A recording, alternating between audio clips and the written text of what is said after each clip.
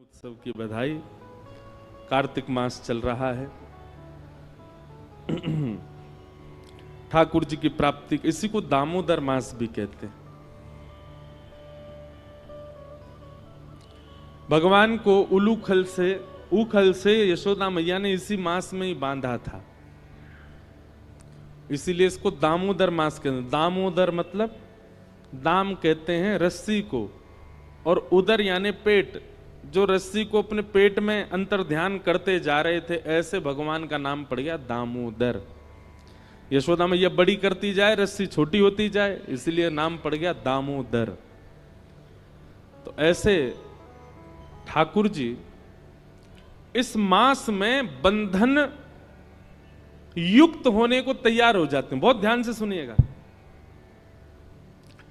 इस मास में ठाकुर जी अपने भक्तों को मानो ऐसा कहते हैं कि आप चाहो तो हमें अपने बंधन में बांध सकते हो। व्रत करो, नियम करो, प्रातः काल उठ करके ब्रह्मचर्य का पालन करो, मंगला आरती करो, स्नान आदि करके पाठ पूजा नियम करो, अपने आप को श्रेष्ठ बना करके अगर आप अपने प्रेम पाश में हमें बांधना चाहते हो तो साल भर में कार्तिक मास ऐसा मास है जिसमें आप ठाकुर जी को अपने प्रेम पाश में बांध सकते हो। ठाकुर जी आपके हो सकते हैं। देखिए, ठाकुर जी को बांधना ही है अपने प्रेम में। भक्ति का मतलब क्या होता है? हम सब बंधे हुए हैं कहां? संसार में। हम सब की आसक्ति रूपी रस्सी बंधी हुई है संसार में। वो संसार से हटा करके श्री ठाकुर जी के चरणों में बांध देना, इसी को भक्ति कहते हैं।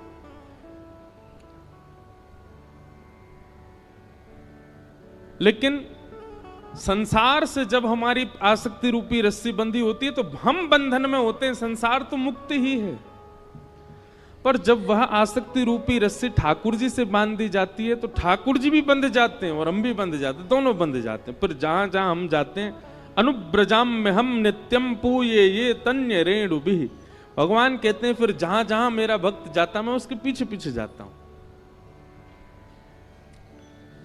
तो ये बहुत पवित्र मास है, ब्रह्म मुहूर्त में उठने की विधा है। अब हमारी तो स्थिति ऐसी हो गई है कि हम इतने थक जाते हैं कथाएं करते करते।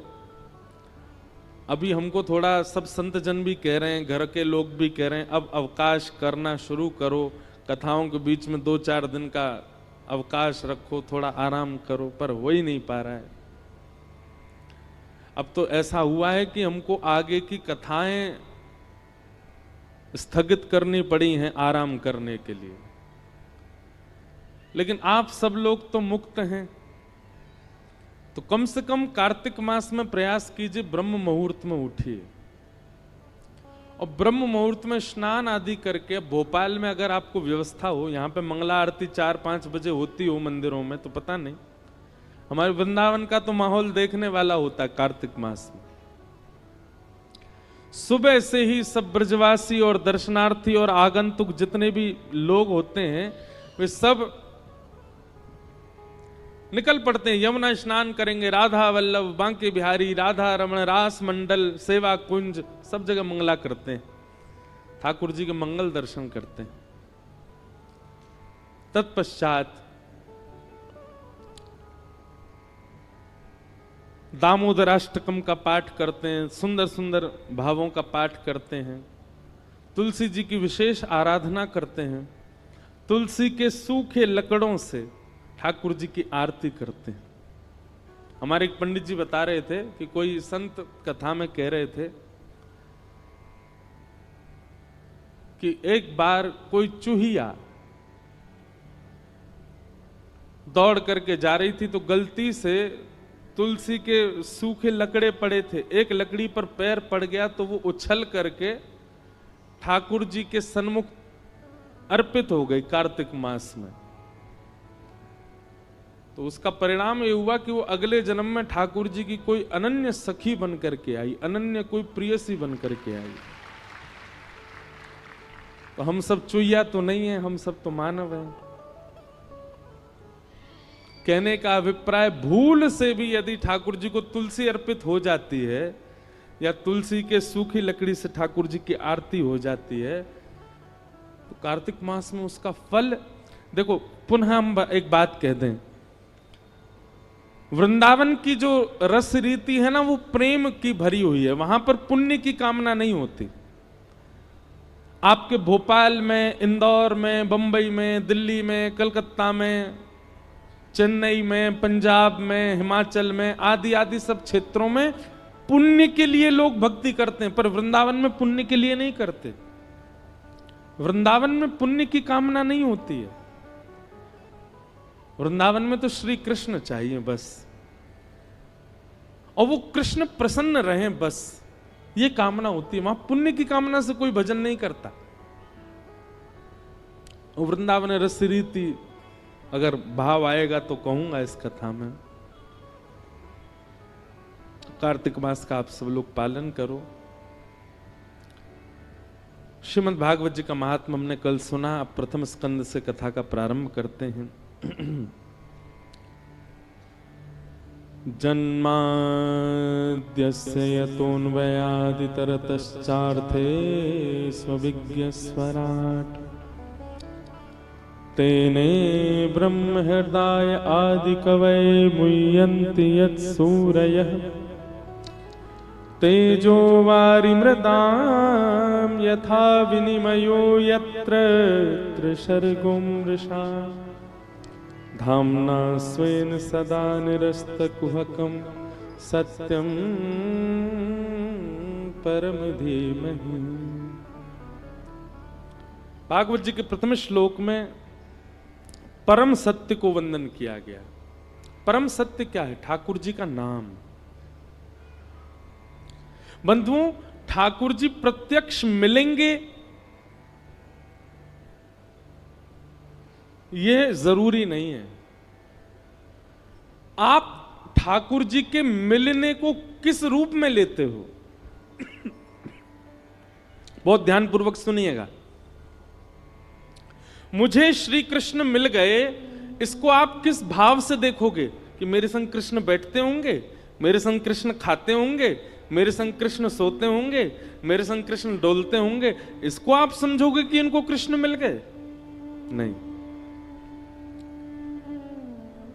सब लोग बिल्कुल सावधानी से सुनिएगा।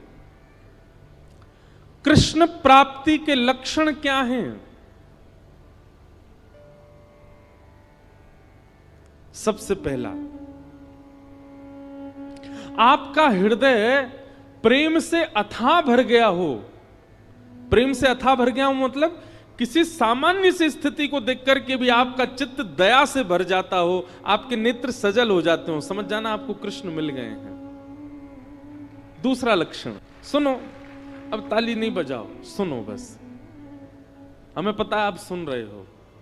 कई बार ताली के चक्कर में क्या होता है, 4 लोगों ने सुनी, उनने बजाई, 40,000 उसी के चक्कर में बजा देते हैं। कुछ अच्छा ही बोला होगा तभी तो सब बजा रहे हैं। ताली मत बजाओ, आप बस कथा सुनो। और हमको ताली की बहुत इच्छा नहीं है, बस जब कीर्तन किया करें तब बजाया करो आप।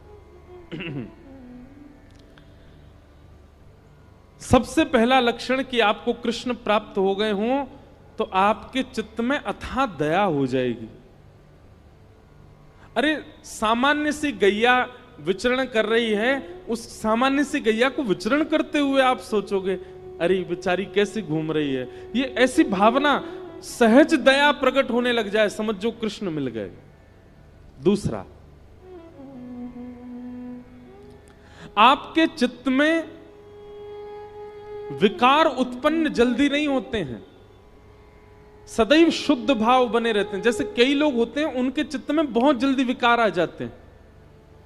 किसी के सुंदर रूप को देख लिया तो काम प्रकट हो जाता है, किसी के अति धन को देख लिया तो लोभ प्रकट हो जाता है, किसी की व्यंजनों को देख लिया तो उसके प्रति आसक्ति प्रकट हो जाती है, कहीं पर व्यसन वस्तु देख ली तो उसके प्रति भोग दृष्टि प्रकट हो जाती। समझ रहे ना बात को? पर आपकी स्थिति कैसी? आपके जल्दी जल्दी विकार उत्पन्न नहीं होते चित्त में। कोई कितना भी रूपवान आपके सामने आ जाए, पर आप उसके रूप को देख करके ये विचार नहीं करते कि ये मेरा हो जाए, आप बल्कि उसके रूप को देख के ये विचार करते हो ये इतना सुंदर है तो इसको बनाने वाले ठाकुर जी कितने सुंदर होंगे, ये इतना रूपवान है। बेचारे आदत हो गई आपकी ताली बजाने की, मारी फिर रुक गए, अरे हमको तो बजानी नहीं थी।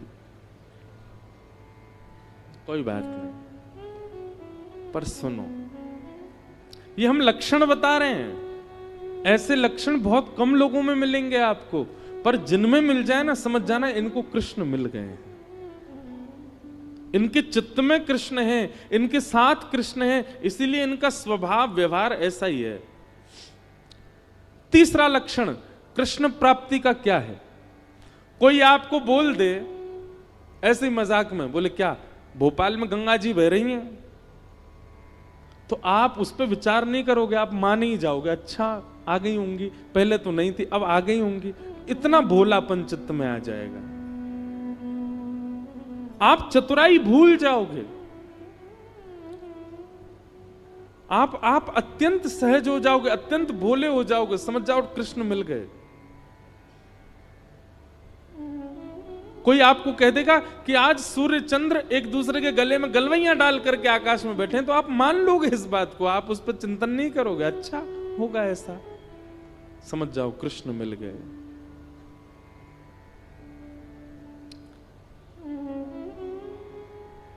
चौथी बात, कृष्ण प्राप्त होंगे तो आपके अंदर स्थिति कैसी हो जाएगी?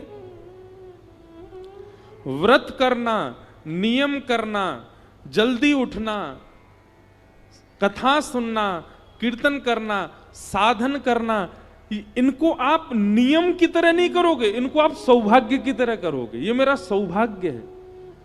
कोई आपसे रात्रि 11 बजे बोले कि कल सुबह 3 बजे उठना है, तो आप आना काने, अरे राम राम नींद पूरी नहीं होने दे रहे हैं मेरी, क्या करें, ये 3 बजे उठना है, तो आप उसके लिए इतने सौभाग्यशाली मानोगे अपना, अरे 3 बजे उठना है, ठीक है सुबह तो 3 बजे उठेंगे हम। कल आपको व्रत करना है, पूरे दिन कुछ खाना नहीं है, तो आप इससे विचलित नहीं होगे, आप और आनंदित हो जाओगे, अच्छा मुझे व्रत करना है।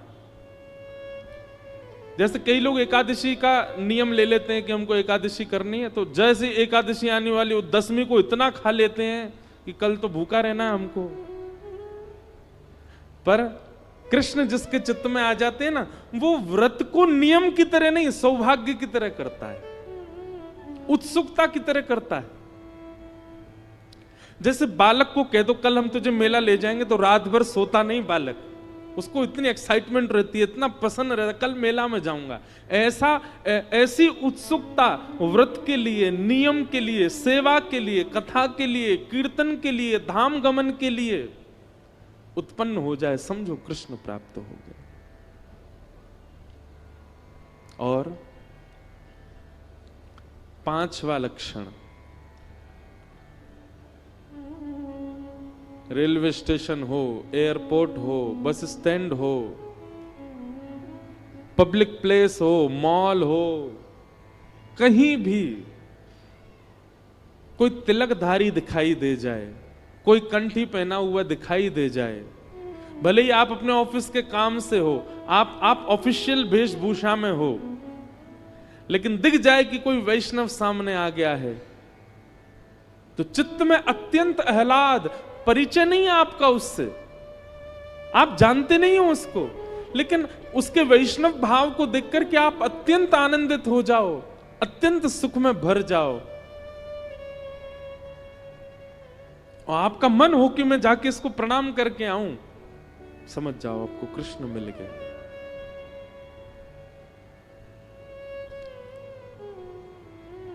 यह कुछ लक्षण हैं कृष्ण प्राप्ति के।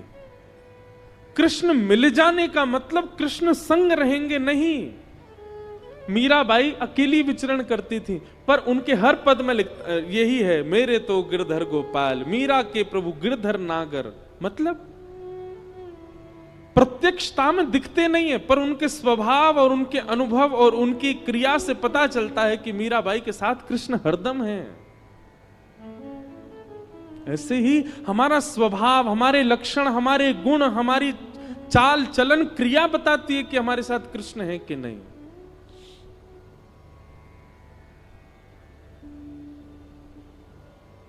इसलिए भैया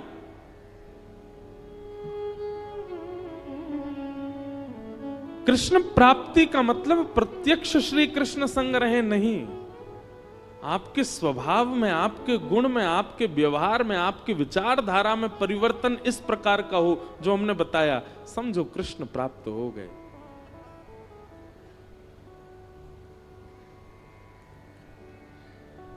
और कृष्ण प्राप्ति की प्रथम सीढ़ी क्या है? नाम जप, नाम संकीर्तन, ठाकुर जी के नाम का निरुध्यासन, स्मरण और निरंतर उसी का चिंतन, उसी से ही यह गति पकड़ेगी। पहला गेर ही है नाम जप, और उसी नाम को ही श्रीमद् भागवत में कहा गया परम सत्य, सत्यम परम धीमहि। हम ऐसे परम सत्य भगवान श्री कृष्ण के नाम को प्रणाम करते हैं, नमन करते हैं, वंदन करते हैं।